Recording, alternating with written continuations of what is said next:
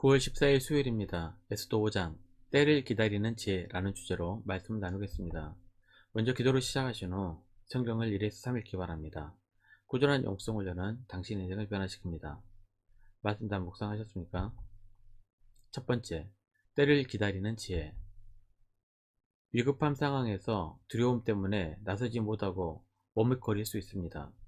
반대로 두려움이 아니라 깊이 생각하기 때문에 시간이 지체될 수도 있습니다.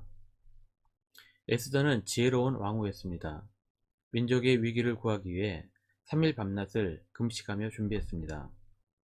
1절입니다. 제3일에 에스더가 왕후의 예복을 입고 왕국 안뜰 곧 어전 맞은편에 서니 왕이 여전에서 전문을 대하여 왕자에 앉았다가. 에스더는 3일 동안 여러가지 경우의 수를 생각했을 것입니다. 섣불리 왕 앞에 나섰다가 민족을 구하기는커녕 왕의 호위무사들에게 죽임을 당할 수도 있습니다. 만약 왕이 은혜를 베풀어 산다고 해도 어떻게 하만의 계략을 왕에게 구하고 그것을 막아야 할지 행동으로 옮기기 전 생각했을 것입니다. 에베소서 5장 15절입니다. 그런즉 너희가 어떻게 행할지를 자세히 주의하여 지혜 없는 자 같이 하지 말고 오직 지혜 있는 자 같이 하여.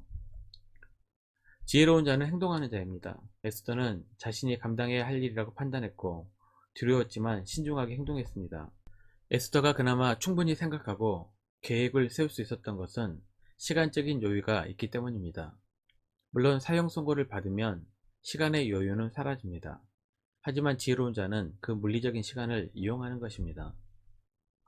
하만이 이스라엘 진멸의 조서를 쓴 날은 1월 13일입니다.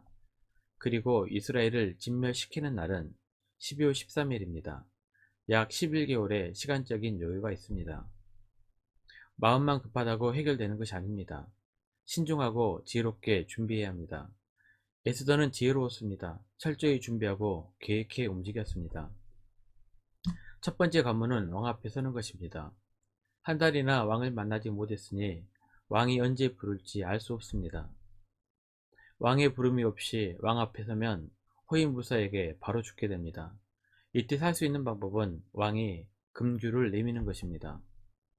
이 첫 번째 관문은 무조건 지나야 합니다. 자신의 목숨이 걸린 관문입니다. 에스더의 죽으면 죽으리다의 결단은 바로 첫 번째 관문에서 빛을 발합니다. 2절입니다. 왕후 에스더가 뜰에 선 것을 본즉 매우 사랑스러움으로 손에 잡았던 금규를 그에게 내미니 에스더가 가까이 가서 금규 끝을 만진지라. 규는 끝으로 갈수록 점점 가늘어지는 지팡이로 왕권과 왕위의 위엄을 상징하는 상징물입니다.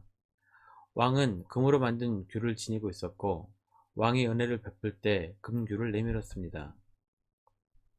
시편 45편 6절입니다. 하나님이여 주의 보좌는 영원하며 주의 나라의 규는 공평한 규이니이다. 아하수에로 왕은 에스더가 뜰 앞에 선 것을 보고 생명을 살리기 위해 금규를 내밀었고 에스더는 금규를 붙들고 죽음을 면했습니다. 3절입니다. 왕이 이르되 왕후 에스더여 그대의 소원이 무엇이며 요구가 무엇이냐 나라의 절반이라도 그대에게 주겠노라 하니. 부르지도 않았는데 왕 앞에 온 에스더에게 무슨 일이냐고 묻고 필요한 것이 있다면 나라의 절반이라도 주겠다고 약속을 합니다. 나라의 절반이라도 라는 말은 왕들이 자신의 말에 권위를 부여하기 위해 사용하는 관용적인 말입니다. 헤롯도 자신의 우부딸에게 이렇게 약속한 적이 있습니다. 마가복음 6장 23절입니다. 또 맹세하기를 무엇이든지 내가 내게 구하면 내 나라의 절반까지라도 주리라 하거늘. 아하수에로 왕은 왕의 권위로 에스더에게 필요한 것은 무엇이든지 주겠다고 확실하게 약속했습니다. 에스더는 필요한 것을 당장 말하지 않았습니다. 아무리 왕이 약속했어도 제국의 서열 두 번째인 하만의 일이라면 상황이 달라질 수 있었기 때문에 신중하게 기다린 것입니다. 지혜로운 자는 때가 올 때까지 기다릴 줄 알아야 합니다. 급하게 서두르다 망친다는 것을 잘 알기 때문입니다. 4절입니다. 에스더가 이르되 오늘 내가 왕을 위하여 잔치를 베풀어 싸우니 왕이 좋게 여기시거든 하만과 함께 오소서 하니. 에스더는 왕을 위한 잔치에 하만을 초대해 하만이 실수할 때까지를 기다린 것입니다. 에스더가 베푼 잔치에 참석했던 왕은 에스더에게 또 한 번 원하는 것이 무엇인지 물어봅니다. 이때도 에스더는 자신이 베푼 잔치에 오라고 초청합니다. 8절입니다. 내가 만일 왕의 목전에서 은혜를 입었고 왕이 내 소청을 허락하시면 내 요구를 시행하시기를 좋게 여기시면 내가 왕과 하만을 위하여 베푸는 잔치에 또 오소서. 내일은 왕의 말씀대로 하리이다 하니라. 최적의 타이밍을 기다렸던 에스더의 지혜가 돋보입니다. 우리도 하나님께서 주시는 때를 기다려야 합니다. 서두르면 자신만 힘듭니다. 하나님의 시간을 기다릴 줄 아는 지혜로운 성도님들이 되시기를 바랍니다. 두 번째, 악인의 모습. 왕후의 초대를 받고 왕과 함께 잔치에 참여한 사람은 오직 하만뿐이었습니다. 게다가 하만은 다음날도 또 초대를 받고 기분 좋게 퇴고를 했습니다. 9절입니다. 그날 하만이 마음이 기뻐 즐거이 나오더니 모르드게가 대궐문에 있어 일어나지도 아니하고 몸을 움직이지도 아니하는 것을 보고 매우 노하나. 하지만 대궐문을 지나는데 모르드게가 자기를 보고도 투명 인간을 취급합니다. 매우 기분 좋았는데 모르드게 때문에 좋은 기분을 망쳐버렸습니다. 하만은 집으로 돌아가 친구들과 아내를 불러 궁에서 있었던 일을 이야기합니다. 왕이 자기를 다른 신하보다 높였고 왕후 또한 자기만 초청했다는 자랑을 합니다. 하만은 기분 나쁜 일도 말했습니다.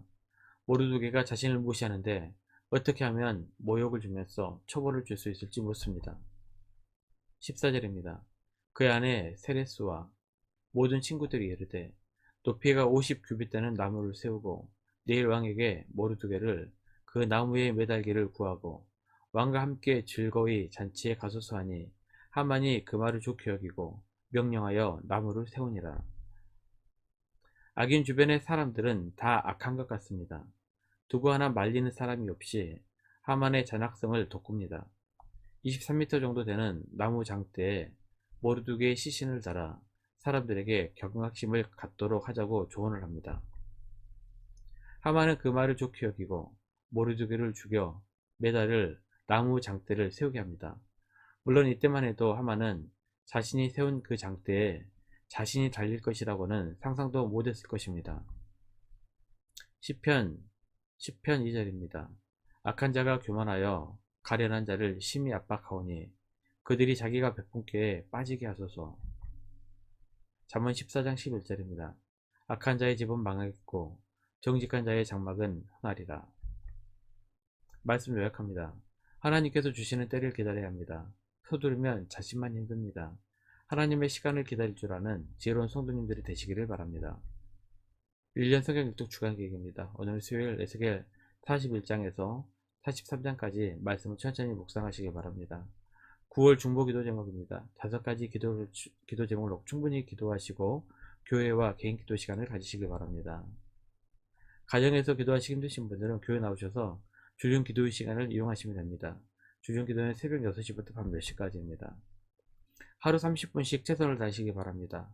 그러면 여러분의 삶이 변화될 것입니다. 영상을 다 보신 분들은 확인 문자를 보내시거나 유튜브에 댓글로 달아주시면 정기적인 영성 훈련에 도움이 될 것입니다. 오늘 하루도 승리하시기를 기도합니다.